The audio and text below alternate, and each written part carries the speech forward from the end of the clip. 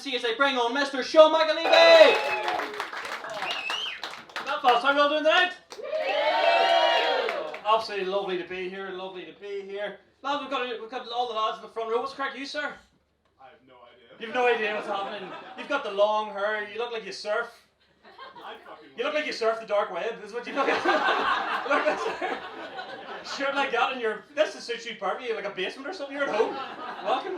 Like, give me a wee fist with her, sorry to slag you off like that. Oh, we just missed, that was fucking weird. That was like 2 charges of autism that fucking couldn't talk. Couldn't fucking shut her. Or else 2 charges of being gay, just couldn't fucking. Do you fancy me?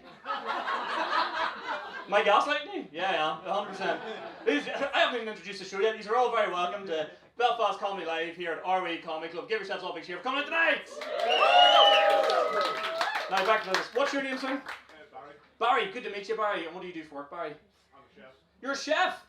Coked off his head in the front row. Good man, Barry. And what are you, chef? What do I chef? Yeah, what are you, chef? Food. Oh, he's clever. I like you, Barry. Me and you are going to do this all night. We're going to hash it out. Do you work at, like, do you cook chicken nuggets and chips for kids? Do you actually like salmon and nice foods, or what are you, chef? No, I'm usually like, I'm used as their bitch. Yeah, he's a hot bitch. He's a, are you English? Unfortunately. Oh, everybody, let's fuck you, Barry. That's not to you. What's your name, sir? Nick. And what do you do, Nick? Same. You're a chef? Yeah. Coked up front row, ladies and gentlemen. I stand by my statement. Oh, you're a chef. And what are you, chef? Are you the head chef? Are you the sous chef? Junior chef. You're the junior chef. And are you the main chef? No, I'm a bitch. You're the bitch? Yeah. What is the bitch involved within the chefing world? Whatever he wants. He's up to, he's like, you're an idiot sandwich. You're an idiot sandwich. Where's the lamb sauce? We've never met before, I just know that's how he talks. His employees, very good. And a bunch of lads in the front row. You, sir, what's your name? Luke. What do you do, Luke? You're a chef? Oh, Jesus Christ. Gonna lift up someone's head and there's a wee rat underneath it doing all the fucking skills. Oh, Jesus Christ. And what are you in this trio? What are you? He's also I'm a his bitch. bitch, He's but also he's So both my bitches. they're both your bitches, but he's the bitch's bitch. Have we got that so far? He's the bitchiest. He's the bitchiest. Fuck, I hate English people. Yeah, because you're the heart. And you live here in Belfast? He's over visiting, or what he's doing? You live here? Very good. Where do you all work? The Grand Central. Jesus Christ, lads, you're doing alright for yourself. Your skin's burning inside this bar, is what's happening. Very good. And what about you, mate? So there's 4 people in the front row, this is the 4th one. I'm going to guess you are a chef. Oh, you actually, yeah? You said that with your legs closed, fucking... You didn't hear that, he just... I went, are you a chef? And I went, oh, yes. I found the one in the front row that fancies me, ladies and gentlemen. I found a fucking guy. Very good. Very good. Are you English as well? No, congratulations, mate. Congratulations. Yes, give her a... I fucking love this country. Well done, lads.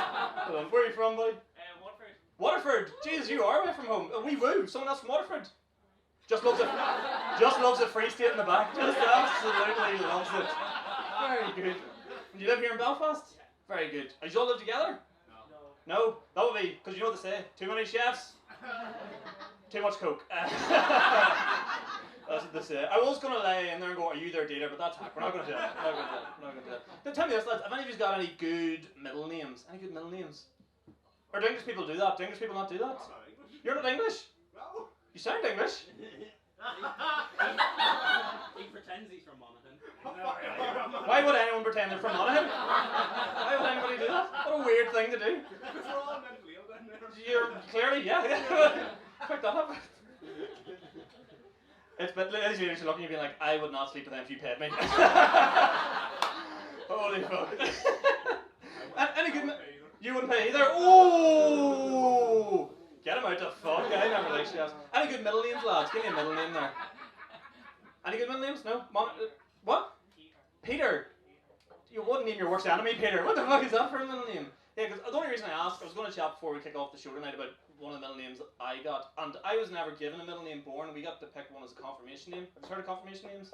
Yeah, so when you get to a certain age, the priest does something to you and you get a middle name. That's all I know. That is all I know in that situation. And yeah, I remember going up to the priest, and I remember kids in my school were going up, and one of the girls named herself like Adele, and I was like, that's cool. So I went up and decided I wanted to name myself Sean Thierry Henry McAleavey. Priest went fucking berserk. It's like, Sean, you can't call yourself Sean Thierry Henry McAleavey. I was like, why not? He's like, you must name yourself after a saint. It's like, Father, did you see him in the 2004 Invincible season? The guy's a fucking saint. But I get it now, like, he didn't like that, and there's names I don't like. Like, I don't like these names people are dishing out to their kids. Like, celebrities do this where they name their kids after, like, glamour cities, London, Paris, Brooklyn. Don't like that. If we're going to go down that route, I want to see babies fresh out the womb and be like, this? Baby Ballerina. Or could you imagine, like, the next episode of Keeping Up with Kardashians, Kim just pops out a wee baby and she's like, so we decided we're going to call this one Little Lurgan Kardashian. Let's take a moment to appreciate how mental Lurgan Kardashian would be. I would watch every episode of Keeping Up with the Kardashians if Lurgan Kardashian was running around the fucking gaff. Kim's like, you gotta take your milk, you gotta take your milk. And the babies won't take. And then she opens up an empty bottle of Buckfast, chucks in all the milk contents. And the baby's like, cheers, Kim. Also, Ma, that's some fucking hole on you. The favourite one, actually, was good for you guys. The chefs in the front row. The name I hate more than anything else in the world is actually the names that Jamie Oliver gave to his kids. Familiar with these? River, yeah, all these stupid names. The worst one I get out of all these is he named one of his kids Petal Blossom Rainbow. Yeah, Petal Blossom Rainbow. That's like the most PG lesbian stripper name of all fucking time. Fucking hell, that's incredible. But ladies and gentlemen, he's in for a very, very good night tonight. We've got an absolutely stellar lineup. We've got 4 acts here that have been travelling all over the country telling the best jokes, and they're here tonight for you. Does that sound good? Yeah! Very good. Okay, this first act is absolutely fantastic. He runs a club here in Belfast called the Sunflower Comedy Club. He runs another brilliant club called McAleavey's Comedy Club in Newry. He's absolutely hilarious. He's absolutely brilliant. So please, go wild and go crazy for your first act, Mr. Darren Matthews!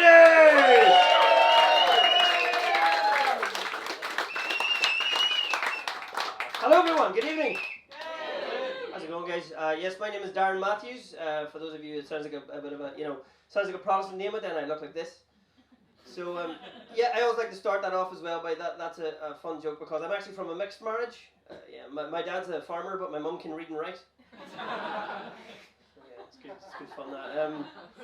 I've been having a weird enough week. I had a couple of gigs that I had before this. I'm thank you all very much for coming out tonight and selling out tonight. This is brilliant. If you see a spare seat beside you, that was actually reserved for a member of the DUP. But, as you can see, they haven't taken their seats here either. Thank you very much. As we are in Madden's though, and for a bit of sort of I don't want to be seen as one-sided. We should do have a joke for the other side. Yes. Congratulations, anyone. If you vote for Sinn Féin, you're now the largest political party in a country you don't believe exists. I thought that was alright. Yeah. No, I've had a strange week, guys. I've had recently the previous 2 gigs that I had to do for this. This is really lovely because the previous 2 shows were weird. The first show that I had to do, I presented a table quiz for conspiracy theorists. Yeah. First question was who shot JFK. The quiz took 4 days, but yeah. The second gig that I did, which was really weird, was I did a gig in a place called Ards, for anybody who doesn't know what that is, and they phoned me up and they said, look, Darren, we haven't sorted out our entertainment license, so your venue has been moved to the venue next door. And I said, no problem, I've never been in Ards in my life, and as you can tell from the accent, I am from the south of Armagh, so I had never been near Ards, and they said, we'll put it next door. The venue next door to the venue I was supposed to be doing, ladies and gentlemen, that the gig got moved to was the Royal British Legion Hall. I think the last time someone from where I'm from was in a Royal British Legion Hall, it was for questioning. So, yeah. I'd never been in one before. I get in and the guy was like, ladies and gentlemen, all the way from... I said, don't fucking tell them where I'm from. Yeah. My crowd work consisted of me just getting up and going to the people in the front row. Was that you in my garden that time?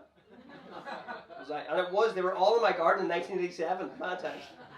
But no, I'd never been to one as well because I didn't realise the stage is just a big carpet and it's all covered in like Union flags, and then at the back of the stage there's 3 Union flags, and then at the time there was a portrait of Her Majesty Queen Elizabeth II, which officially makes me the first person from South Armagh to even get close to doing the Royal Variety performance. So yeah. No, yeah, when I say about having a weird week, I had a really weird week. I watched one of my best friends the other day gamble £30,000 and his house. Yeah. Sorry, his wedding. Went to his wedding, is what I have to say. His new wife is insisting that I stop telling that joke, but yeah, she keeps saying I've married my best friend, but he's my best friend, bitch. All right, so yeah, I do have a bit of a gripe with weddings. I keep getting invited to them, and I keep doing this bit of material in the hope that people will stop inviting me to them, because every time somebody sends me an invitation, it's just like getting a little bit of paper that says spend 500 quid. And this keeps happening. There is a trend now in this country which I'm really not agreeing with, where people are trying to do this kind of this sort of game show. They've turned their wedding into this sort of fucking reality TV show where they're trying to get the church as far away from the reception as they can and seeing how many people make it. You get out of the church and you go, what time's dinner at? It's in 3 hours. Where's the reception? Well, the church is in Belfast. Where's the reception? Edinburgh. Good luck. It's shit. And then you get there. We've started doing this thing now where, for some reason, so as somebody who does this for a job, and somebody gives you an amount of time to talk, you go, okay, I've got that much time, I'll do this. Everybody here, when you get given a microphone to do a speech at a wedding, we all suddenly turn into fucking Uncle Colin from Dairy Girls. Oh, it must have been 1997 now. I'll tell a lie, it was 1996. Do you know what, I'm wrong again? It was 1995. Dublin was playing Tyrone and they all, who? Get on with it! So fuck it, there's a chef over there having a heart attack.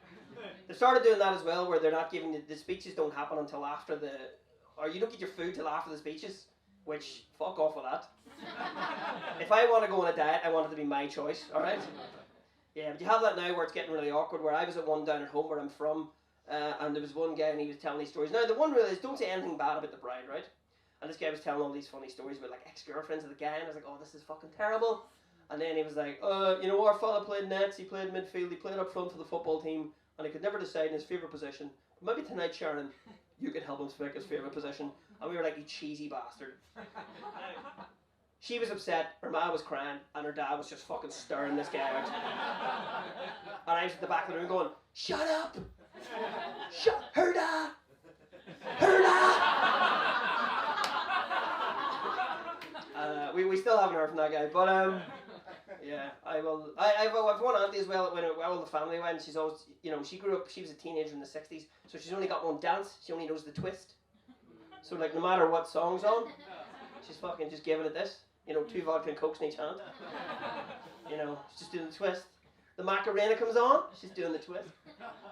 Saturday Night by Wakefield, she's doing the twist. The twist comes on, she's at the buffet. So basically what I'm saying is, I'm getting married next year, you're all invited. But no, I do want to just leave you with this, guys. My real job when I'm not doing stand-up comedy is I help reintegrate violent offenders back into society. Yeah, I'm a recruiter for TransLink. So, no, what I actually do is I run Belfast only east to west teenage disco and carry-out spot.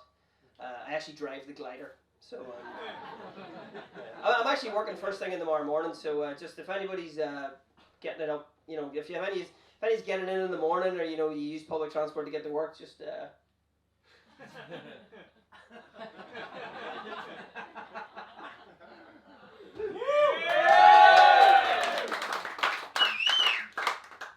maybe get a taxi. Ladies and gentlemen, I'm Darren Matthews. Enjoy the rest of your night. Good night. Give it up for your opening act, Mr. Darren Matthews! Do you know what I love about comedy in this city? You can tell the best joke, the smartest line, drink half a pint on stage, round of applause, sound of the from the audience. Ladies and gentlemen, you ready for your next act? Say yes! This next act is an absolute great friend of mine, recently shortlisted for the BBC New Comedy Awards. He's absolutely hilarious, he's absolutely brilliant, so please welcome on stage, Mr. Luke McGibbon! Hello. Hi, are we well? Yes. I'm well because I'm in love at the moment. Yes, and he's here tonight. No, that is some luscious hair, man.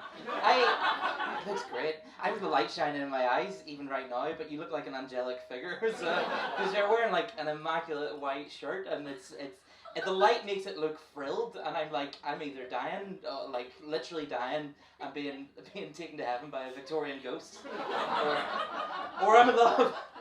I think you know you're in love, right, when you see the person leaving your house and you feel like a pain, like a physical pain in your stomach from all the farts that you've had to withhold. You're like, honey, I love you. How much? I haven't shat in a decade. Please let me die. It's not a popular Valentine's Day card. I'll tell you this. Have you ever heard the shortest, saddest story ever told? It's no. It's 6 words. Ernest Hemingway wrote it. It's for sale, baby shoes never worn. And that is a sad story because nobody likes an ungrateful baby. Oh, you're not even going to try them on? I nearly drank the mic there for a second. Right in front of you, mate. Is that?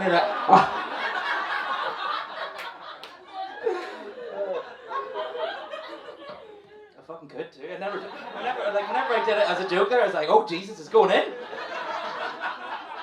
Sometimes I choke when I'm brushing my teeth, but apparently I'm surprising myself tonight.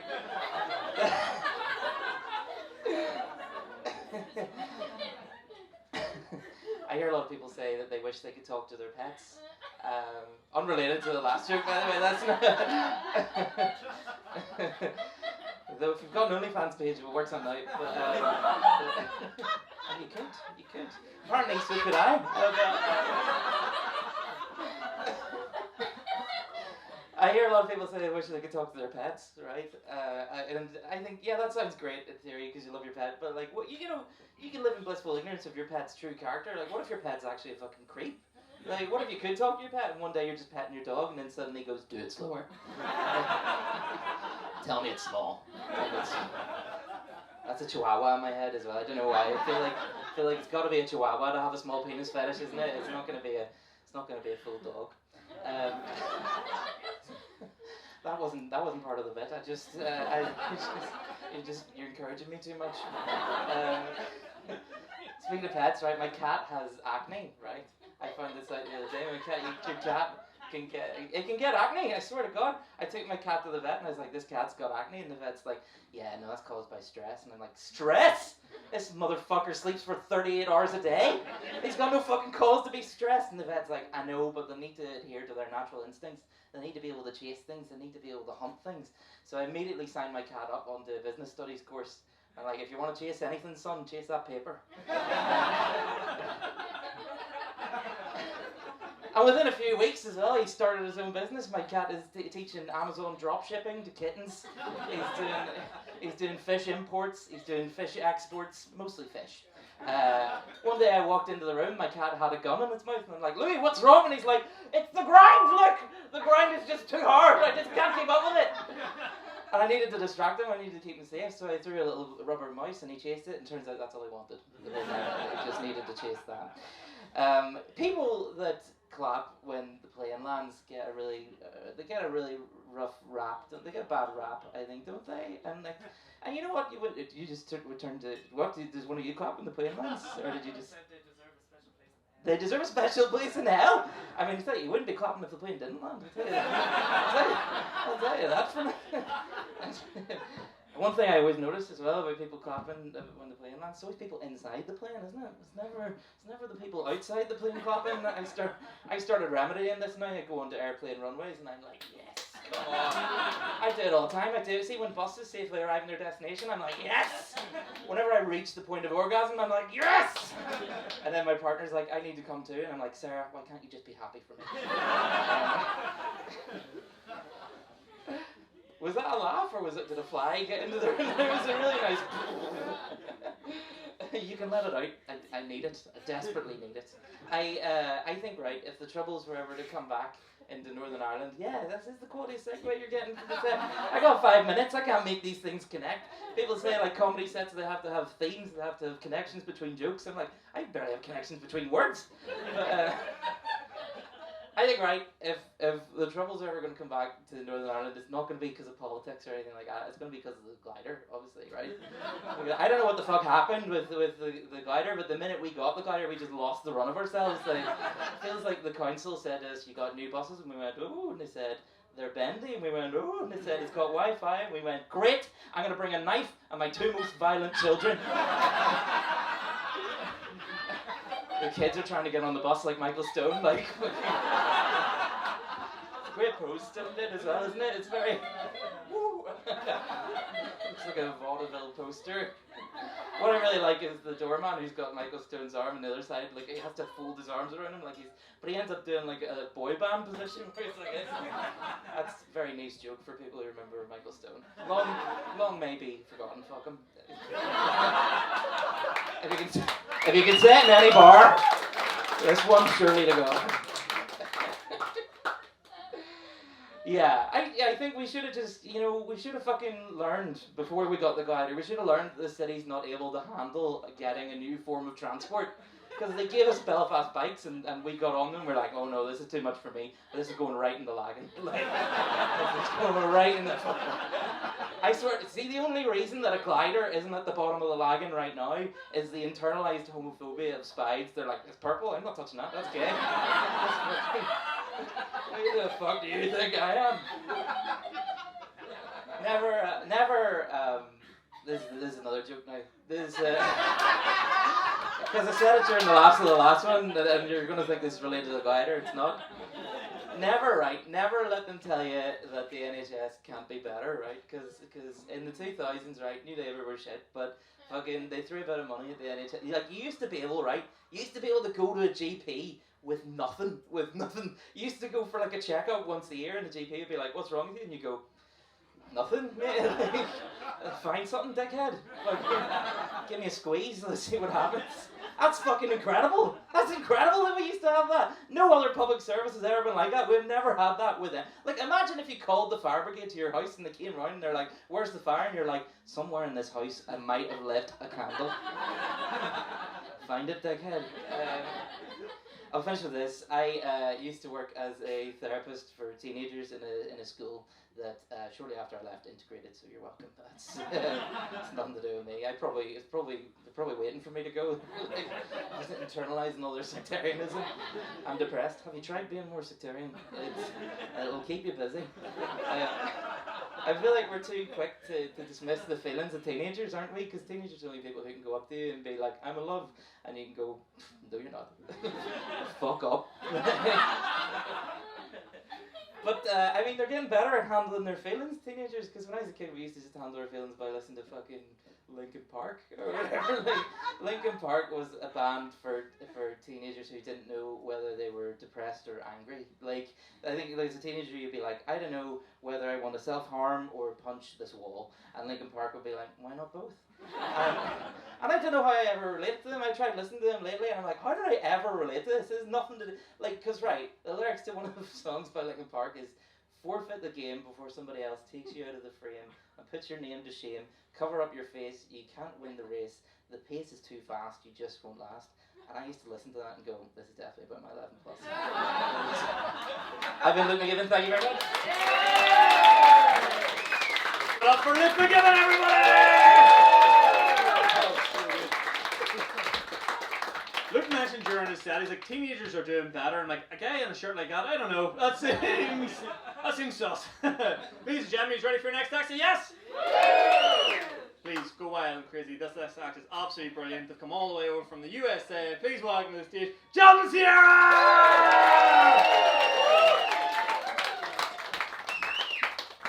Well, how are we feeling? Feeling good? Yeah. I know what you guys are thinking. I am not related to any of these people. This is the first time we've met. Sister, don't lie. Yeah. I don't know you know how excited I am to see other brown people in this country. I've been here 2 years, and it's been a long time coming, but I'm so happy to see you. Can I come over? Just get my number after. We'll connect later. Where do you buy your hair stuff? Like, where do you find food that's not potatoes? Just, we'll figure it out. We'll talk later. Bunch of chefs, huh? That's every fat girl's dream. Just, I had a dream about this. Just me and a bunch of chefs and the chef's bitches. Didn't forget about chef. Rough time to be a fat girl, though, right? Lizzo. She really messed it. You know, we were really getting somewhere. You know, Elizabeth giveth and she take awayeth. We were going, we had a good run. Like, guys were starting to get confused. They're like, can we date fat girls? Like, is this a thing? Are we allowed? And we were starting to get there, and then she screwed it all up. But I will say this. I'm not going to defend her. Because we don't know all the facts, right?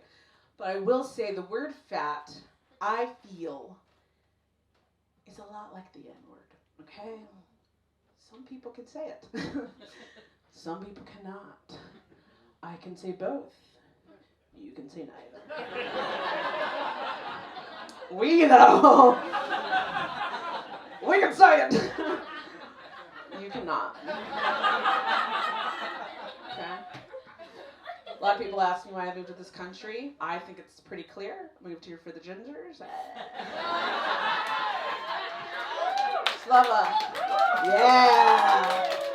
Love a big ginger, strong calves, and I don't know, just angry. I love a ginger.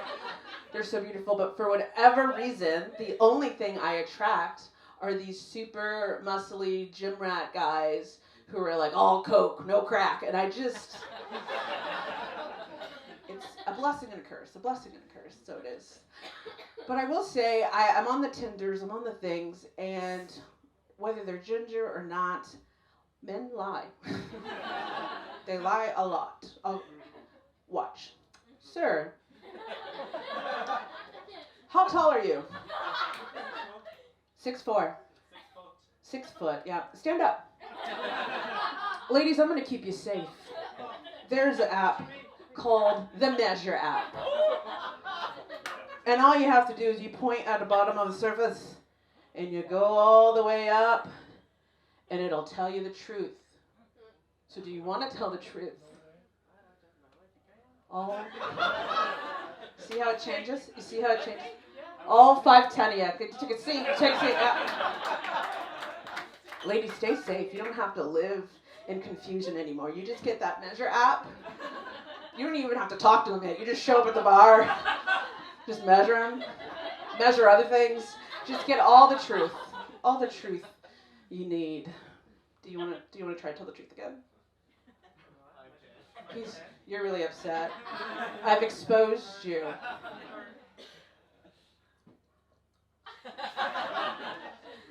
Well, I don't sleep over men's houses anymore, so it's not a big deal. But and I don't do this because of my, super strong morals, but it is because I have something called PCOS. Now, PCOS, a lot of women have it. Sometimes it makes you grow facial hair really fast. Okay, so I go to your house, right? And you're with Jazmynne Sierra, okay? It's a beautiful moment. You're like, whoa, how'd I get J-Lo? And then you wake up next to Black Hagrid. Dangerous stuff. So when the clock strikes 12, it's like Cinderella up in this, all right? You gotta go. Anybody see the Barbie movie? Oh, yeah? Yeah, you like that? Feminism, yeah. Yeah. Chef Boyardee, I see you. I saw the Barbie movie, and I realized, for those of you who haven't, basically, the Barbie movie, the Barbie world, if you will, is controlled by how people play with Barbie. And I realized really quick, I would be banned from my Barbie world. Number one, I was poor growing up, so my Barbies were hand-me-downs. So I took them from like Malibu Mansion to my shoebox. Took them straight to the hood. There was guns and everything. Also, because mine were hand-me-downs, I used to try to make them look like me by coloring them. So my Barbie world has a lot of blackface. It's just a big minstrel show, if you will. And lastly, my Barbie world, see, my Barbies used to have the sex, Had sex with each other, sex with the Ninja Turtles. I could have a kid in Barbie world. It is a fair thing that could be. Do you have a kid in Barbie world too? Yeah.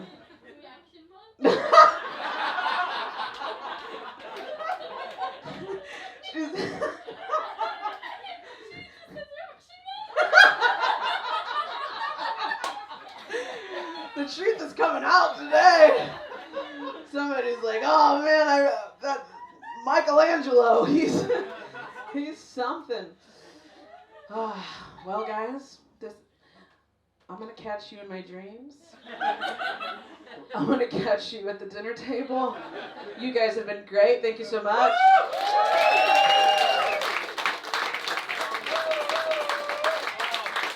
Give it up for Jazmynne Sierra, everybody! How was that? You're in love. You two are going to be scissoring by the end of the night. Ladies and gentlemen, if you've been following this series, you know we've had 3 acts every single half, so that would bring the end of the show. So, but for the final episode, we've got 1 more act, so go absolutely wild and crazy and bring to the stage Mr. Ciaran Franco! Fans, what's up then? I'm the wee weirdo who's been on at the start. Guys, it's been a really fucking weird week for me. I'll just from the start. You know, I was doing a gig in Donegal, and the guy who's running the gig went on Highland Radio to promote it, and he was all, you know, performing tonight. We've got MC Maestro, McAleavey. We've got killer comedian Ian Thompson. And then we've got Ireland's most autistic comedian, Ciaran Franco. And I don't have autism. Like, I know how to pretend to like Celtic, know what I mean? Which is a Celtic football club sympathiser I find difficult. Particularly when a student shows me his Glasgow Rangers 55 titles tattoo. And like, working in a school, I always expected, did you play them online? Like, working in a school, I always expected, you know, my students to be able to find my Facebook.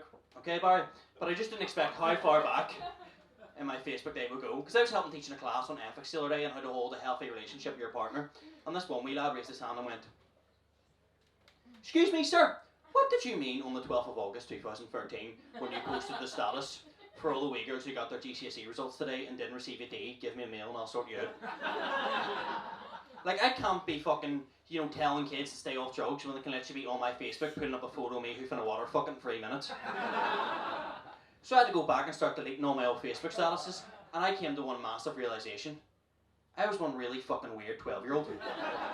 There's a photo of me from 2010 going like this, while holding a pair of Heelys on fire with the caption, "Fuck you're 12." Since when were Heelys Protestant? Since David Healy scored a hat-trick against Spain. With a second name like Franco, I took that personally. But guys, let me tell you, so I started going back deleting all these old Facebook statuses, found one from 2014, going to be opening my own nightclub soon in Ardoyne. Don't want to be giving too much away, but let's just say, big things coming to Ardoyne. Being in touch with Calvin Harris's agent. I don't want to spoil anything, but I don't know if any of you've seen Ardoyne, but big things did not come to Ardoyne. Found another one from 2015, unreal time at Hardwell tonight, the SSE. Don't want to be giving too much away, but let's just say, my jaw's coming home in a separate taxi. Then another status blow it. "Hi guys, this is Ciaran, my mummy's seen that last status, so that's me grounded till after Christmas." But I found the ice bucket challenge, and I fucking made the mistake of watching it, was all. "Hey guys, how's it going? It's me, Ciaran Franco." I don't know, at 14 I sound like a 65-year-old from Strabane, but we digress. So, "Right guys, it's going to be Ciaran Franco, and I'm not going to nominate anyone local. I'm going to nominate my heroes, those who inspire me every day. So I nominate Lizzo, Philip Schofield and Kevin Spacey." But guys, anyone here have any irrational fears? Barry, any irrational fears? Him? Hey, what's your name, my man? Nick, any irrational fears? Well, cut my legs off and call me Shorty, you guys are good. I'll tell you my irrational fear, right? Computers getting smarter, I'll tell you why. See, years ago when I would come home porn, it would come up, "Hot MILFs in your area want to fuck you." I'd be like, "Hot damn." Went on a couple of years later, it would come up, "Hot MILFs in Belfast want to fuck you." I'm like, "That's pretty cool." I went on last week, it came up, "Hot MILFs in North Belfast want to fuck you." I was all, "Fuck me boys, the MILFs are getting closer." I went on this morning, it came up, "Hot MILFs at 18 Grasmere Gardens, BT 15 4G want to fuck you." Then a photo of my map popped up. Fair play, they were going all out for that all-inclusive holiday to Turkey. Going to get my dad's teeth whitened and everything. But I'm going to try a new bit here because you seem lovely, and I feel like I'm able to talk about it now. Last year I was on holiday with my friends. I was on holiday with one of my friends who I kind of picked on a bit, Jordan. He's called Jordan. I always call him Kitty Price to wind him up. Big fans of Kitty and tonight, excellent. What divorce is she on now? I've forgotten. But like, it got to the point where like, you know, I was slagging that much, and one day Jordan was lying passed out on the balcony. I was like, why does Jordan never fight me back? Why does he never give me any back chat? My mate Brad went, because Jordan has something that you'll never have. He's beaten you in the mental battle. He doesn't need to fight you back. And what's he got? Shit eyesight and his virginity. And then Brad went over, pulled down Jordan's boxers and revealed an absolute Colin the Caterpillar cock. A fucking Burj Khalifa dick. This thing was as thick as the fog on the top of the Mourne Mountains. I had to take my fucking shades off like I was in Jurassic Park, like. I don't remember saying it, but apparently the words, "it's fucking beautiful," came out of my mouth. I was like, did fucking Oppenheimer design this dick? Cockenheimer? Like, Jesus Christ. All this time I've been calling him Kitty Price, and he's a dick on him like Harvey. Fuck me. Like, God forbid this fella ever try and do the helicopter, because he might actually take off and take flight. He's the only Lord of the Rings fan I know who can literally take his own dick and go, "You shall not pass." Like, it's mental. I just felt the power dynamic in our relationship change. He woke up and was all, "You're right, Ciaran." I was like, "Don't fucking touch me, pal." I was like, "Can I get you a drink? Do you want me to cook you a steak? Do you want me to, do you want me to do something for you? Can I see your dick again?" Like, we were out for dinner that night and he went, "What's wrong with you, Ciaran?" I went, "I just want to apologise for the way I've treated you over the years. And I've been a really poor person and a really stupid friend, and I just want to say from the bottom of my heart, show me your dick again, kid. I want to see that damn piece." Like, I had all these questions from like, "Are you breastfed? Like, do you need a HGV license to operate that thing? What's the crack here? Are you Catholic?" Like, only a Catholic would have a piece that size. It's amazing. And then I was like, "I want to be the Sir Alex Ferguson of your dick. I want to make you a star. I want to take you to Hollywood, kid. Hollywood, county down." But we were lying there in bed that night, we were sharing a room, and I couldn't sleep. I could feel it watching me through his boxers. I was like, "You know what it is, Jordy? I'm just going to sleep in the bath." And I can't even slag him anymore. I'm like, "Fuck you and your beautiful golf driver dick." But guys, I used to live in Spain, and when I moved to Spain, I moved to this wee village in the north of Spain where no one spoke any English, and I didn't speak a word of Spanish, because I'm really street smart that way. But when I arrived there, I found this wee taxi firm, and I managed to use the only bit of Spanish I knew. I walked in and was all, "Hola, buenos dias, motherfucker. Yo necesito en Cali, en San Andreas, Giatech, Jesmerdich, curry my yogurt." And the taxi man, we out missing a beat, looked at me and went, "We'll get you your no bother, kid." I should have known there was something suspicious when the place was called Rab's Cabs. But I eventually moved to Malaga in the south of Spain, where I was mugged. And see, getting mugged, I'm going to be honest, sorry, it's not as much crack as you think.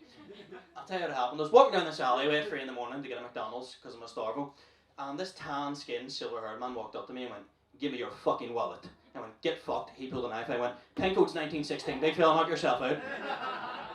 And as he pressed the knife right up to my throat, I took one look at his tan skin and lovely silver hair, and one terrifying thought crossed my mind. I can't believe I'm about to be fucking killed by Philip Schofield here. Then as he pressed the knife even closer to my throat, even worse thought went through my head. Am I about to be killed in a pair of Crocs and a John Cena t-shirt? Then the worst thought of all. Am I going to get a Belfast Live article wrote about me? Local special needs wrestling fan found stabbed to death outside McDonald's in Spain. John Cena pays tribute. Because I can see the comments now, you know, tragedy, tragedy, tragedy, tragedy, tragedy, tragedy, tragedy. It's what the fuck deserved going to McDonald's by himself at 3 in the morning.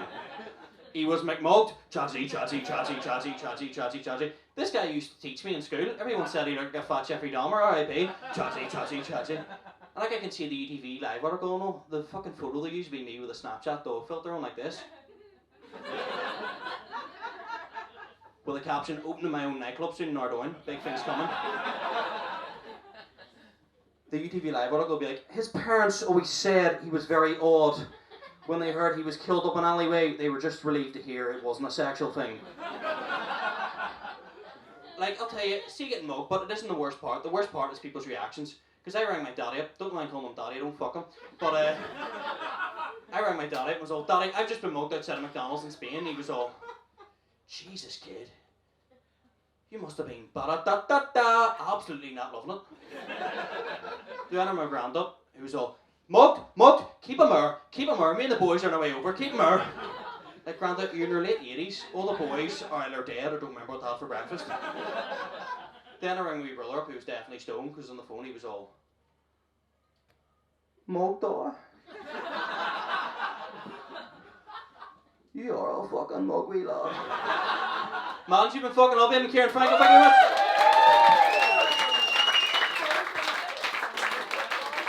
Give it up for your final actor of the series, Mr. Ciaran Franco! Oh. Ladies and gentlemen, that brings us to the end of the series. Have you all had a good night? Say yes? Yes! I would love you to give it up for every actor seen this half. Mr. Darren Matthews! Mr. McGibbon! Jazmynne Sierra! And your final act, Mr. Ciaran Franco! If you enjoyed this series, you've been absolutely lovely to host it. My name is Ciaran McAleavey. This is all going to be up there live. It's called Belfast Comedy Live. If you've had a good night, we'd love to leave a wee review, leave a wee fucking thumbs up, leave a wee subscribe on the video. And we'll all see you again next time, yeah? Ladies and gentlemen, my name is Ciaran McAleavey. Thank you very much for all paying attention. You've been an absolutely wonderful audience. Good night, God bless you, till next time!